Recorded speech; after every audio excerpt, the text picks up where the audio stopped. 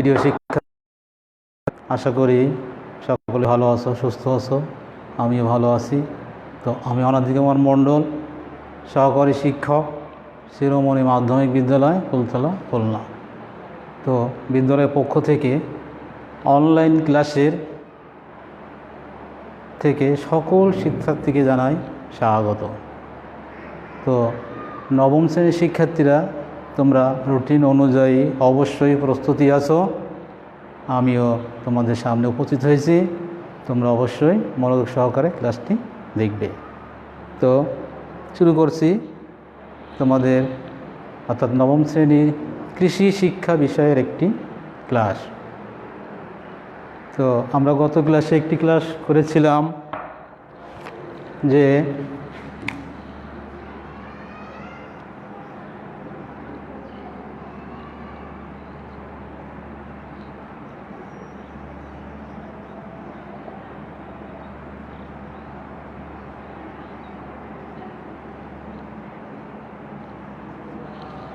গত ক্লাসে আমরা শিখেছিলাম বীজ সংরক্ষণ। আজকে আমরা শিখব অন্য একটি পদ্ধতি বা অধ্যায়। আমরা সাধারণত প্রোটিন পেয়ে থাকি মাছ, মাংস, ডিম এর থেকে, অর্থাৎ প্রাণীজ প্রোটিন। প্রাণী থেকে যে প্রোটিনটা পাই সেটি প্রাণীজ প্রোটিন। তেমনি আছে উদ্ভিজ প্রোটিন। উদ্ভিদ থেকেও কিছু প্রোটিন পাওয়া যায়, অর্থাৎ শাকসবজি থেকে আমরা কিছু প্রোটিন পাই। কিছু কিছু শাকসবজিতে প্রচুর প্রোটিন আছে এবং শাকসবজিতে যে প্রোটিন আছে তা বেশ গুণগত মানের, উন্নত মানের। তো আমরা চিনে জানি যে আসলে কোনটি উদ্ভিজ প্রোটিন। তো তোমরা এখনই একটি খাতায় লিখে নাও যে যে কোনো একটি সবজির নাম যেটিতে আছে মোটামুটি বেশ পরিমাণে প্রোটিন।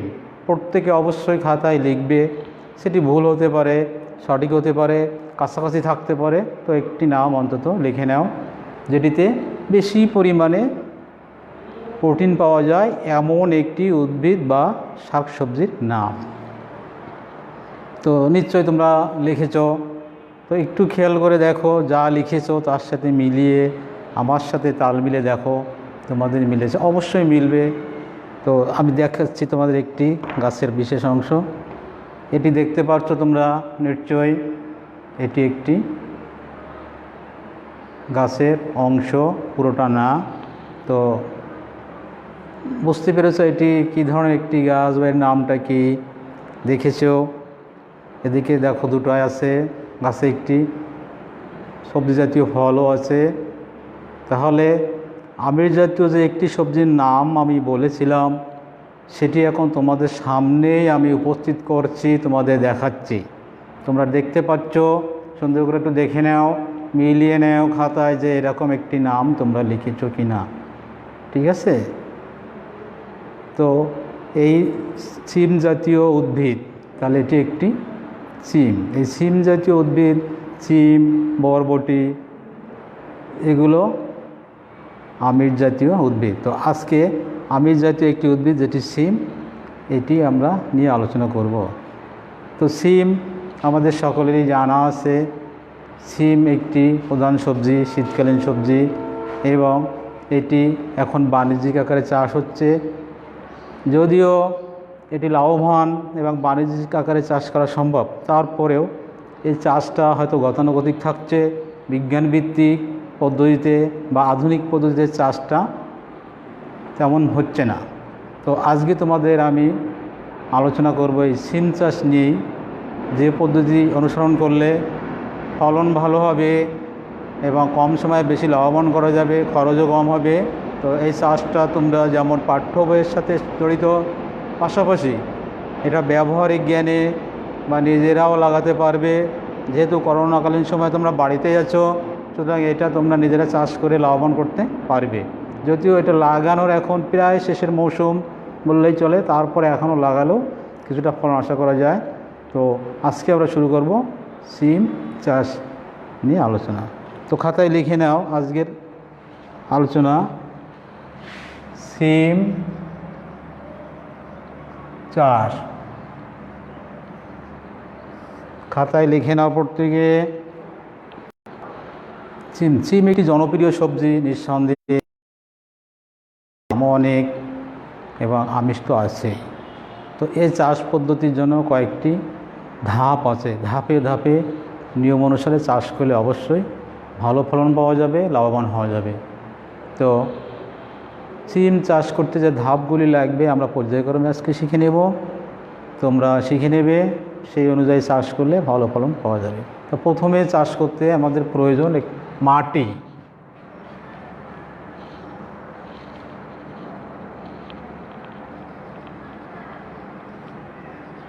মাটি, সিমের জাত,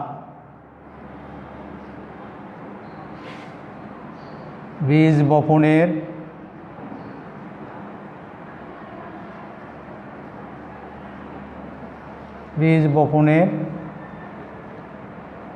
সময়, জমি চাষ বা জমি তৈরি,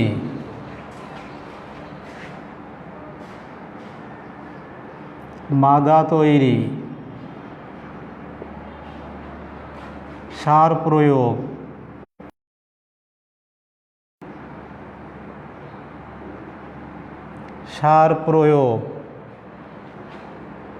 বীজ বপন, পরিচর্যা,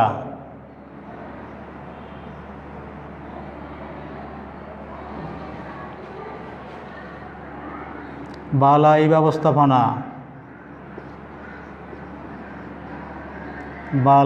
ব্যবস্থাপনা, ফসল সংগ্রহ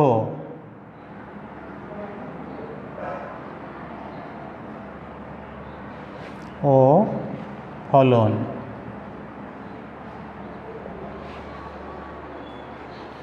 তো এই কটি ধাপ আমরা অনুসরণ করব।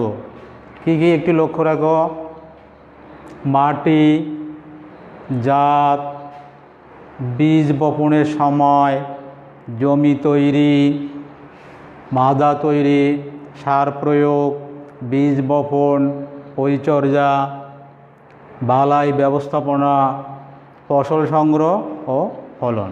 তো প্রত্যেকটি পয়েন্ট বা ধাপ একটু একটু করে মূল কথাগুলো আলোচনা করব। তোমরা অবশ্যই সহজে বুঝতে পারবে এবং খাতায় লিখনীয়, তাছাড়া বইতেও আছে, তোমাদের এটা শিখতে জানতে অসুবিধা হবে না, এটা নিজেরাই কাজে লাগাতে পারবে। তো প্রথমেই মাটি আমরা আলোচনা করি।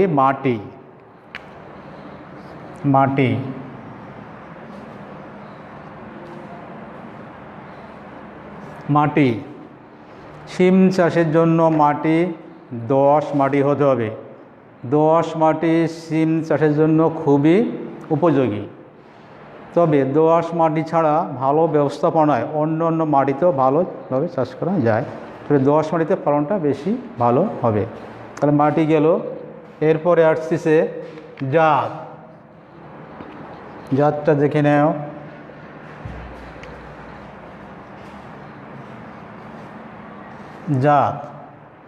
জাত সিমের অনেক জাত আছে। বাড়ি সিম 1, বাড়ি,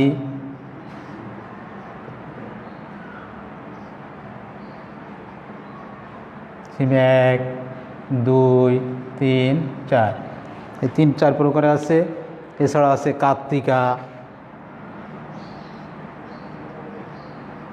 কার্তিকা, বারোমাসি,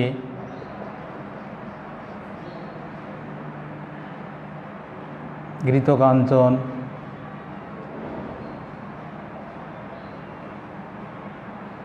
ইত্যাদি রকমের জাত আছে। অবস্থান মাটি অনুযায়ী জাত চাষ করতে হয়। তাহলে আমরা মাটি বুঝলাম, জাত। এবার আসবো বীজ বপনের সময়।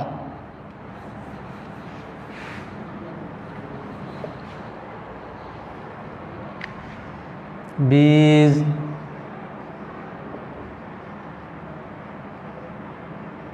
বপনের সময়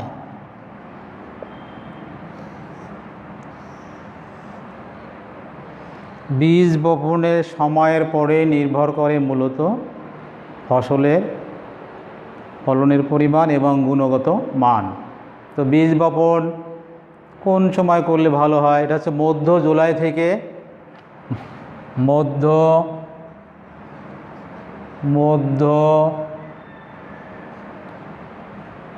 জুন থেকে সেপ্টেম্বর।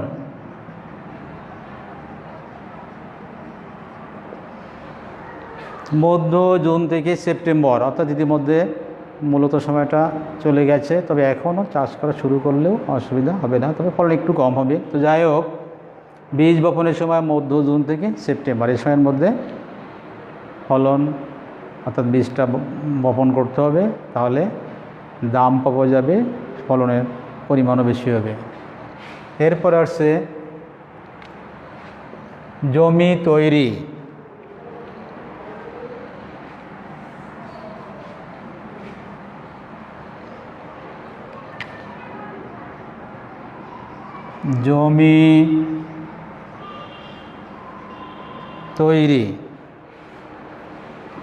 জমি তৈরি অর্থাৎ জমি চাষ করার জন্য উপযুক্ত করা।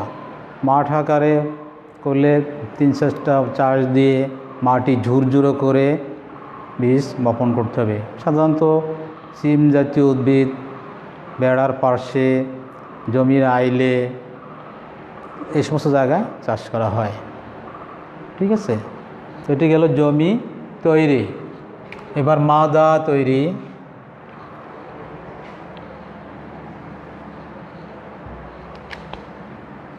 মাদা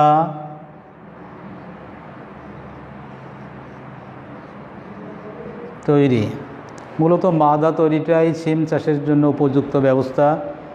মাদা তৈরির উপর ভিত্তি করে ফসলের চেহারা বা ফসলের বৃদ্ধি ভালো হয়। তো মাদা তৈরি করতে হবে 45 সেমি গুণ 45 সেমি গুণ 45 সেমি। মাদা তৈরি অর্থাৎ একটি গর্ত করতে হবে। কি গর্ত করব? 45 সেন্টিমিটার বা গুণ 45 সেন্টিমিটার গুণ 45, অর্থাৎ দৈর্ঘ্য 45 সেন্টিমিটার, প্রস্থ 45 সেন্টিমিটার, গভীরতাও 45। একটি গর্ত করে সেই গর্তে আবর্জনা, পচা সার এটি মিশিয়ে দিতে হবে। সাথে কিছু খৈলের গুঁড়া, টিএসপি, এমপি সার প্রয়োগ করতে হবে।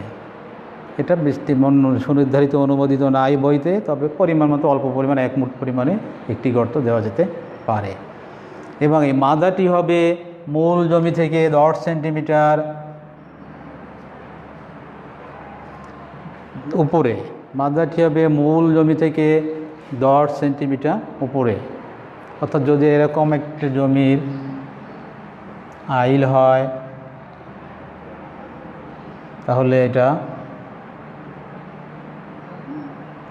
মূল জমি থেকে, অর্থাৎ এটা জমি হলে মূল জমি থেকে 10 সেন্টিমিটার উপরে গর্তটা এরকম হতে হবে, নির্দিষ্ট দূরত্বে হতে হবে। এরপর হচ্ছে সার প্রয়োগ।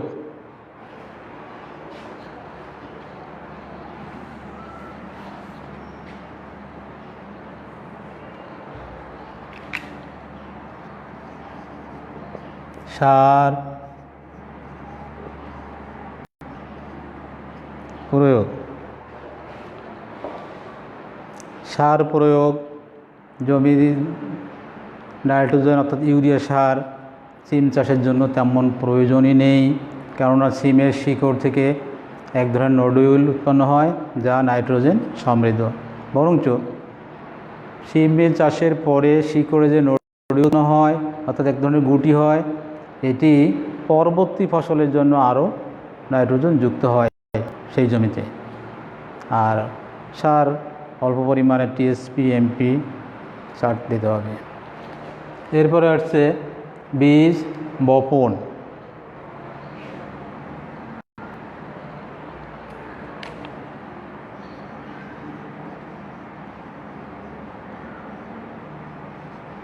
বীজ বপন অর্থাৎ মাদা তৈরি হয়ে গেছে, সার প্রয়োগ সম্পূর্ণ পরিমাণ, এখন বীজ সার প্রয়োগের কতদিন পর বীজ বপন করব? 8-10 দিন পর, 8 থেকে 10 দিন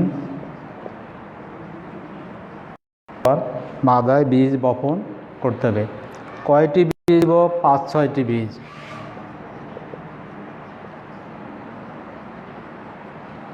5-6টি চারা হতে পারে, কম চারা হতে পারে। তো আমরা প্রতিটি মাদায় 2টি করে সুস্থ সবল চারা রাখব। কটি চারা রাখব? 2টি করে। একটি মাদায় 2টি সুস্থ সবল চারা থাকবে, বাকিগুলো তুলে ফেলতে হবে এবং যদি কোনোটিতে চারা না থাকে সেখানে স্থাপন করতে হবে অথবা অন্যত্র ফেলে দিতে হবে। এভাবে প্রতি মাদায় 2টি করে সুস্থ চারা থাকবে।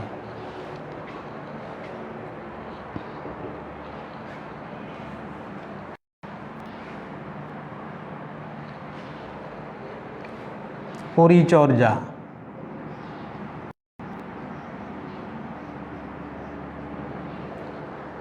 পরিচর্যা সিম চাষের জন্য একটা গুরুত্বপূর্ণ দিক।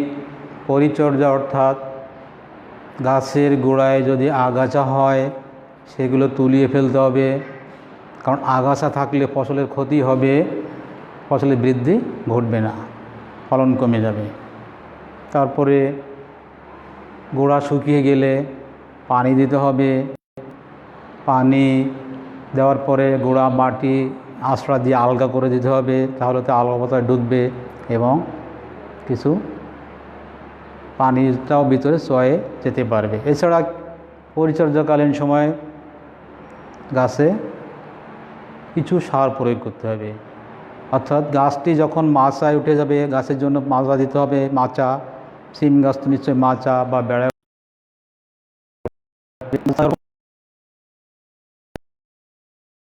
15 থেকে 20 দিন পর পর 15 থেকে 20 দিন পর পর 15 থেকে 20 দিন পর পর সার দিতে হবে। কতটুকু পরিমাণ দিতে হবে? 60 gram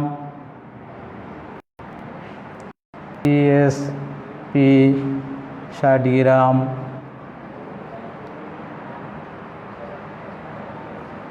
MOP. TSP triple super phosphate, MOP muriate of potash, অর্থাৎ যেটি আমরা সারের দোকানে বলি পটাশ সার, ফসফেট সার। এটি হচ্ছে ফসফেট টিএসপি, আর এমওপি মিউরেট অফ পটাশ, যেটাকে বলে দোকানে পটাশ সার। তো এই 2 ধরনের সার সিম গাছে প্রয়োগ করতে হবে অন্তর্বর্তীকালীন সময়, অর্থাৎ গাছ 15 থেকে 20 দিন পর পর। এটি ফল শেষের আগ পর্যন্ত 2-3 কিস্তিতে দিতে হবে। এভাবে সার প্রয়োগ করলে ফলন ভালো হবে।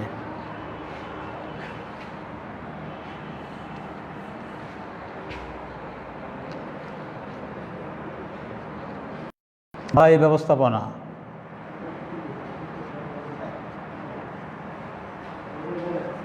বালা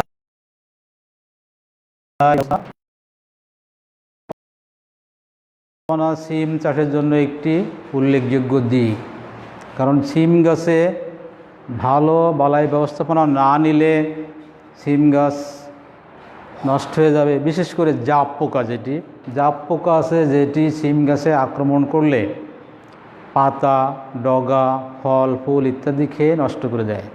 তো জাপ পোকা অবশ্যই দমন করতে হবে। তো জাপ পোকা দমনের জন্য আমাদের কি ব্যবস্থা নিতে পারি? জাপ পোকা দমনের জন্য ঘরোয়া পদ্ধতিতে নিম গাছের বীজের শ্বাস, নিম গাছে একটা বীজ হয়, আমরা জানি নিম গাছ অনেক উপকারী। পাশাপাশি নিম গাছের বীজের যে শ্বাস, এই শ্বাসটি পেশে, অর্থাৎ শেষে বা পেশে এটি পানির সাথে মিশিয়ে স্প্রে করলে জাপ পোকা দমন সম্ভব হবে। এছাড়া সিম গাছে ভাইরাস হতে পারে। সেই ভাইরাস দমনের জন্য গাছটি উপড়ে ফেলতে হবে প্রাথমিক পর্যায়ে যে গাছে আক্রান্ত করবে। পাশাপাশি মূর্ধ মিক্সার ওষুধ দেওয়া যেতে পারে অথবা অনুমোদিত মাত্রায় ভাইরাস রোগনাশক ব্যবহার করা যাবে। তো অবশ্যই সিম গাছের জন্য এই বালাই ব্যবস্থাপনা খুবই গুরুত্বপূর্ণ। বালাই ব্যবস্থাপনা যদি আমাদের সঠিক পরিমাণে না হয় বা আদৌ যদি বালাই ব্যবস্থাপনা না নেওয়া হয় তাহলে কিন্তু সিম থেকে কোনো ফসল আশা করা যাবে না এবং সম্পূর্ণ ক্ষতি হয়ে যাবে। সুতরাং অবশ্যই সিম চাষের ক্ষেত্রে বালাই ব্যবস্থাপনায় অধিক গুরুত্ব দিতে হবে। বুঝতে পেরেছ? তো যদি তোমরা কেউ চাষ করো অবশ্যই এই বালাই ব্যবস্থাপনার পরে জোর দিবে। এরপর আসছে ফসল সংগ্রহ।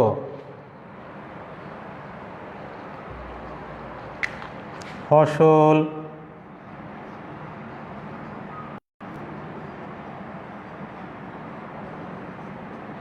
সংগ্রহ, এই ফসল সংগ্রহ অর্থাৎ ফসল ভালো হলে তুলতে হবে বা অল্প হলেও তুলতে হবে। এই ফসলটা সিম গাছে সাধারণত জাত বেঁধে 95 থেকে 145 দিন, 95 থেকে 145 দিন এর ভিতরে সিম তোলা সম্ভব হয়, অর্থাৎ সিম ওঠানো যায়। তো সিম দীর্ঘদিন থাকে এবং যদি সিমের বীজই সংগ্রহ করতে হয় সেক্ষেত্রে সিমটা যখন পরিপূর্ণভাবে পেকে অর্থাৎ পরিপক্ক হয়ে হলুদ বর্ণ ধারণ করবে তখন সিম ফসলটি বীজ হিসেবে সংগ্রহ করতে হবে এবং তা শুকিয়ে প্যাকেটজাত করতে হবে। ঘরোয়া পর্যায়ে ওই প্যাকেটের ভিতরে নিমের পাতা শুকিয়ে গুঁড়া করে যদি রেখে দেওয়া হয় তাহলে বীজটা ভালো থাকবে, পোকামাকড় বা রোগবালাই আক্রমণ করবে না। তো এরপরে হচ্ছে ফলন, সর্বশেষ ধাপ ফলন।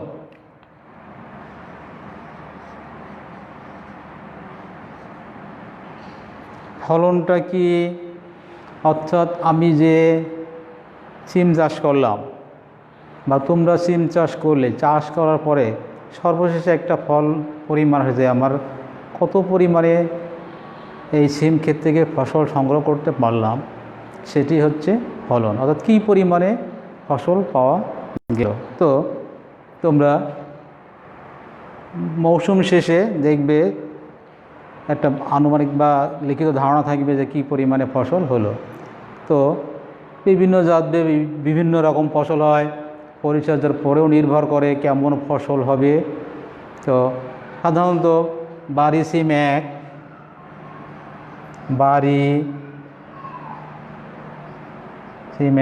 শতক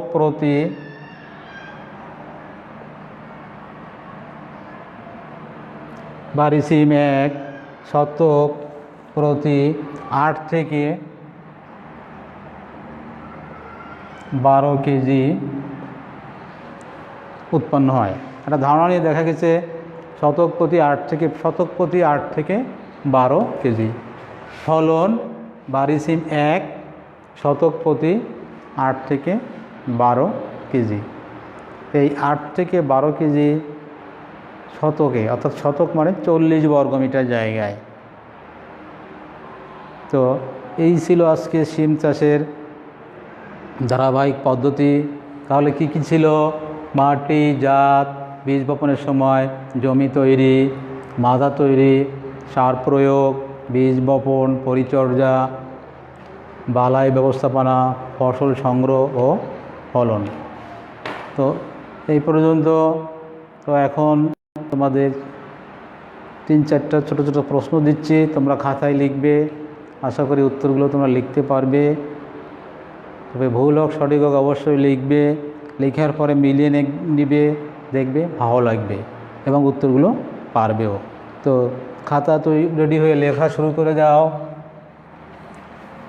1, সিম চাষের জন্য সিম চাষের জন্য কেমন মাটির প্রয়োজন? 2,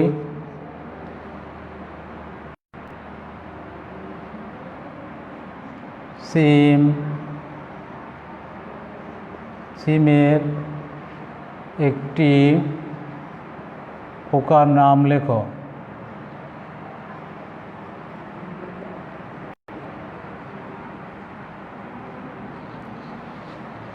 সিম গাছে আক্রান্ত এমন একটি পোকার নাম লেখো।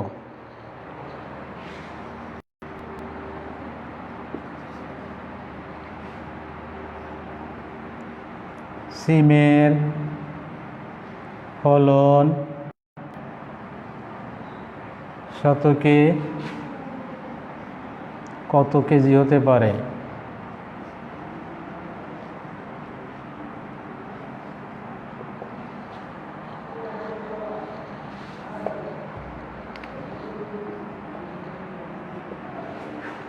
তো 3টি উত্তরই আমরা লিখি। সিম চাষের জন্য কেমন মাটি প্রয়োজন? নিশ্চয়ই পেরেছ, দোআঁশ। সিমের একটি পোকার নাম জাপ পোকা।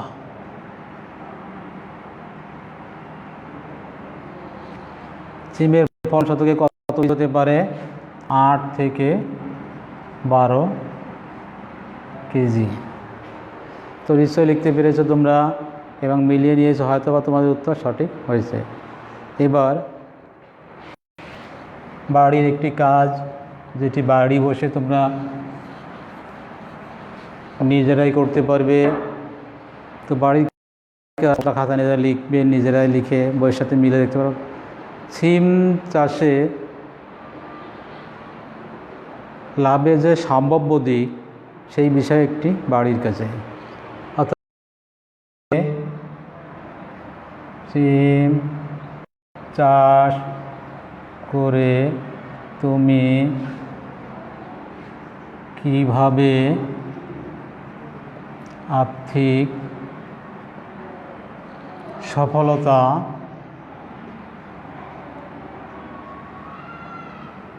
পেতে পারো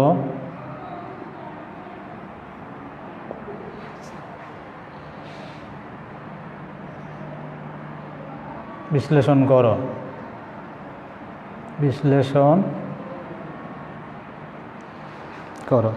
সিম চাষ করে তুমি কিভাবে আর্থিক সফলতা পেতে বিশ্লেষণ করো। তো বাড়ির কাজটি তোমরা করবে। তো আশা করি ধৈর্য সহকারে তোমরা এ পর্যন্ত ক্লাসে ছিলে। আর 1 মিনিট একটু বলি, করোনা ভাইরাস আক্রান্তর পাশাপাশি আমাদের দেশে তোমরা জানো মারাত্মকভাবে একটি ব্যাধি মাদকদ্রব্য আসক্ত, অর্থাৎ বিড়ি, সিগারেট, মদ, গাঁজা, হিরোইন, এগুলো মাদকদ্রব্য।